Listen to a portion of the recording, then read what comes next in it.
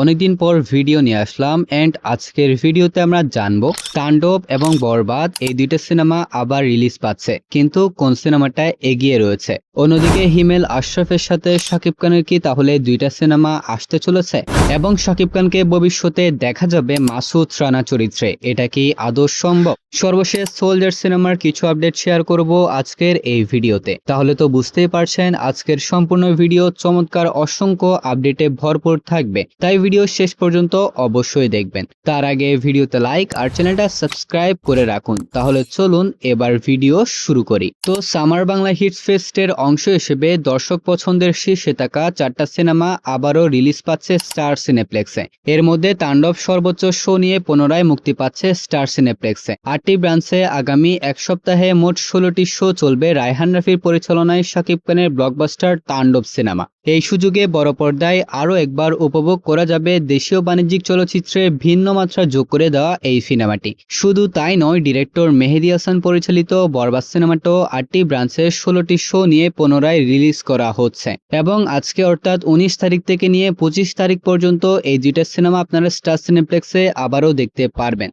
তাহলে আপনি কোন সিনেমাটা দেখতে যাবেন অবশ্যই কমেন্টে জানান। অন্যদিকে এমনটা জানতে পাওয়া গিয়েছে বর্তমানে হিমেল আশরাফের কাছে দুইটা রোমান্টিক জনরার গল্প রয়েছে। এর মধ্য থেকে একটি গল্প শাকিব খান ইতোমধ্যেই ফাইনাল করে নিয়েছেন, যেটা আগামী 2027 সালের ঈদ উল ফিতরে আমরা বড় পর্দায় দেখতে পারবো। সিনেমাটা পরিচালনা করছে হিমেল আশরাফ এবং এই সিনেমা প্রডিউস করছে SBF আলফা আই এন্টারটেইনমেন্ট। তবে হিমেল আশরাফের কাছে আরো একটি চমৎকার গল্প রয়েছে এবং সেই গল্পটাতেও তিনি শাকিব খান চাইছেন এবং ওই সিনেমাটা প্রডিউস করবে প্রিয়তমা এবং রাজকুমার সিনেমার প্রডিউসার আরশাদ আদনান। তো দেখা যাক হিমেল আশরাফ কি ভবিষ্যতে আরো একটা শিডিউল পায় কিনা। এখন আসি মাসুদ রানা প্রসঙ্গে। তো বর্তমানে হল চলমান মাসুদ রানা সিনেমার প্রডিউসার অর্থাৎ জাজ মাল্টিমিডিয়ার কর্ণধার আব্দুল আজিজ জানিয়েছেন তিনি শাকিব খানকে নিয়ে জনপ্রিয় স্পাই থ্রিলার মাসুদ রানার অগ্নিপুরুষ গল্পটি নিয়ে একটি সিনেমা বানাতে চান, যেটা মাসুদ রানা সিরিজের অন্যতম হিট এবং জনপ্রিয় গল্পগুলার একটি। বলতে পারেন এটা ওয়ান অফ দ্য বেস্ট, কিন্তু পারিশ্রমিক নিয়ে তিনি শর্ত দিয়ে দিয়েছেন। তিনি জানিয়েছেন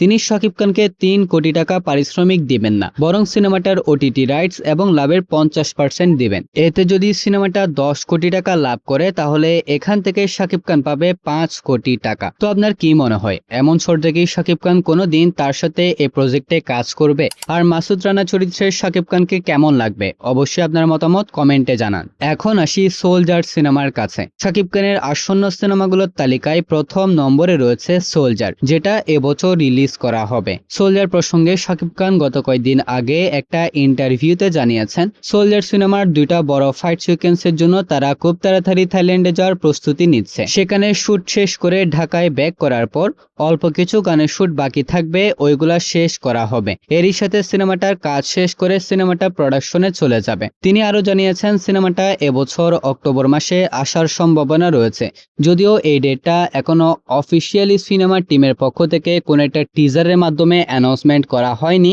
তবুও শাকিব খান এটার জাস্ট একটা ধারণা দিয়ে দিয়েছে, যদি সবকিছু ঠিক থাকে তাহলে এটা হয়তো আমরা অক্টোবর মাসে দেখতে পারবো। সো গাইস, এগুলাই ছিল আজকের ভিডিওর আপডেট। যদি ভালো লাগে তাহলে ভিডিওতে লাইক আর চ্যানেলটা সাবস্ক্রাইব করতে ভুলবেন না। তাহলে দেখা হবে পরবর্তী একটি ভিডিওতে। ততক্ষণ ভালো থাকবেন, সুস্থ থাকবেন, টেক কেয়ার, আল্লাহ হাফেজ।